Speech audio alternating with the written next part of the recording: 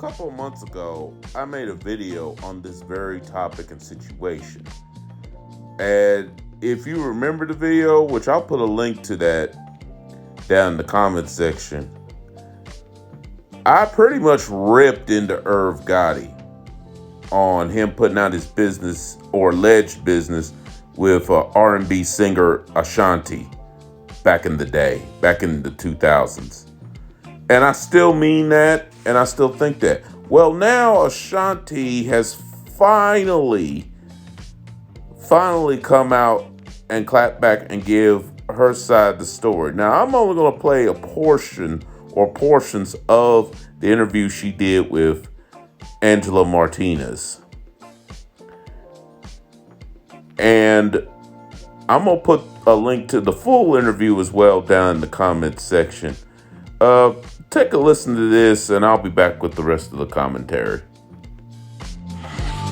I mean, what would, is there anything you want to clear up about his version of the story? Because, you know, like I said, you never really talked about it. And the fact that he has so clearly said that there was a relationship there was love there. He talks about being hurt, seeing you and Nelly for the first time. You know, I don't know.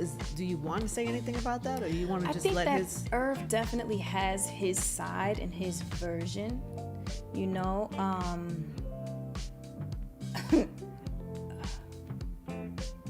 I think that sometimes when, you know, like, you may think that it's something and the other person knows that it's not, you know, and you manifest this thing into something big and it's really not that. And then when that person finally realizes that it's not that, it turns them into a completely different person. You understand what I'm saying? So I feel like Irv has flat out lied about a lot of things. And the crazy thing is, like, when we were in a good space, a positive space, like, pillow talk is a dangerous thing. You know what I'm saying? And there are so many things that, like, I know, and there's so many things that, like, you know, and for a long time, and probably forever, like, I don't have the desire to expose certain things. You know what I'm saying? I operate at a very different vibration than him. I don't play in the mud. You know what I'm saying? So I let that sit down there, and I'm over here. You know what I'm saying? I don't need to bring someone down to make myself feel like, yeah. You know what I'm saying? Like, I don't need that. And I feel like, again, that control, when you lose the reins and, well, let me, you know what I'm saying? Then it gets into that, and let me start making up lies. You know, I hate when he tells a story about, oh, Ashanti's not loyal and she didn't support during the trial. When clearly you see me at the trial. Clearly you see me on every single newspaper. We weren't even speaking at that time, but I left because I was supportive. You know what I mean? And it's just, it's weird. It's very weird that when you know you're lying and you just keep lying. You know what I'm saying? And that's where it becomes a little scary and a little mental, because it's like, dog, we can see. I believe that there is a, what do you call that? Not a caricature. You know when the lady paints or does the drawing in court? So it's me, Jay, Ja, on the first pew. Is it called a pew? Bench? So, bench. The first bench. The row. At the court. The The row. seats. The seats at the court. I believe it's in, like, the museum, like the New York Museum or something. So another one of, you know, Irv's stories is about how, she didn't want to throw up the M's, and she didn't want to be a part. She said she didn't want to be a part. I don't know if that's exactly what he said. But even with that, he couldn't even say Ashanti said she didn't want to be a part of Murder Inc. He never tells the full story. He never says why. You know what I mean? So why? And it's like, okay, yeah, me and Nelly were dating. Irv was salty. Irv would not let me come to the studio to record. Irv was telling everyone not to record with me. Why do I want to stay in that situation? How can I stay in that situation? You know what he said to me? He said, nah, you want to be with Nelly? Go sign a dirty ANT. We don't want you.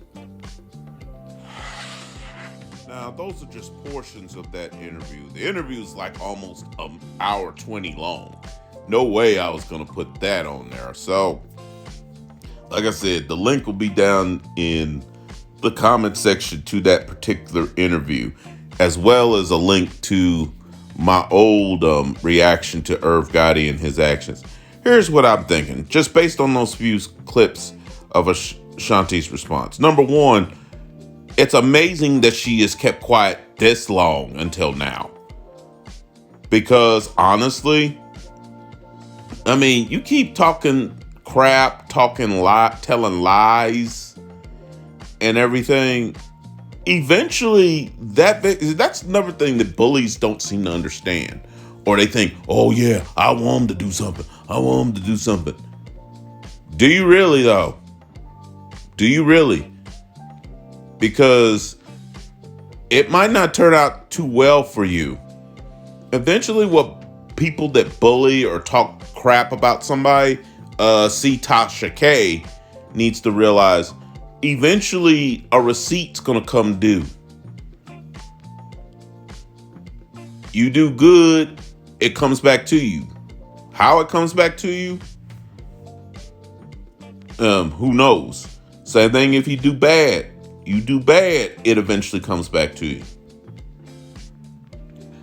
When you bully somebody or keep talking crap about somebody, eventually that person or that target, sooner or later, is going to strike back. It might be physically, it might be verbally, it might even be legally. Again, see Tasha K, the situation with Cardi B. And honestly, I'm still, for the most part, even though I don't think she's telling the whole truth, I'm for the most part on Ashanti's side on this, because I don't know, something about Irv Gotti always rubbed me the wrong way. And like I said in my other video, I hated when people called me that, because I didn't want nothing to do with this guy. Something about this guy just rubbed me the wrong way. He tried to be basically another P. Diddy or Suge Knight. And Irv Gotti was nowhere near the level of those two. Nowhere near. And in all honesty, he'd have been better off trying to make, if anything, especially Suge, in the case of Suge Knight, he should have learned from the fall of Suge Knight. Perhaps he should stick to trying to make an actual business and less trying to make a gang. And as for the thing with him and Ashanti, do I think they slept together? Personally, I think yes. Yes, I do think something did go down between them. I think they did sleep together. However, for Ashanti, it was just a thing. Now, the whole thing about she didn't know he was married and this and that, I don't know if I quite buy that. I don't. But do I believe her when she said to her, it wasn't no thing to her? It didn't mean that much to her. Yeah, I believe her on that part. Because, men talk about men can be cold. Women can be cold too. Women can get in front of you, pull their pants down or pull their dress up, pull down their britches, their under britches, as the old timers used to say. Bend over, let a man do his thing, enjoy it for what it was, pull their stuff back, pull their pants or drawers back up, pull their dress back down, and just walk off like nothing happened. Women can be just as horny as men, and women can be just as disconnected as men. And plus, and she spoke truth here. She said, why would I want a serious relationship with a married man? Now, that part she's not lying about. Why would you? If anything, she was just getting some, is all she was doing. But Irv Gotti wanted more.